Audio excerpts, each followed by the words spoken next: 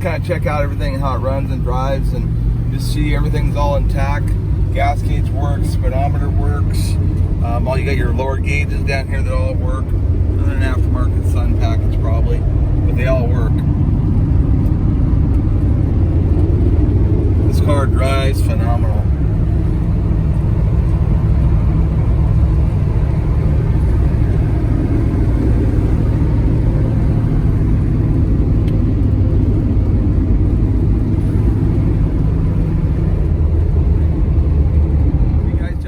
Classics. What I have here is a 1968 Pontiac Firebird. This car is fully restored. It does have the factory 400 in it with the turbo 350 transmission. It's got the US mags on it.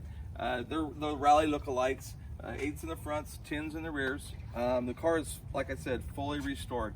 The interior in this car is impeccable. Very, very nicely done car. If you want to make a deal, give me a call.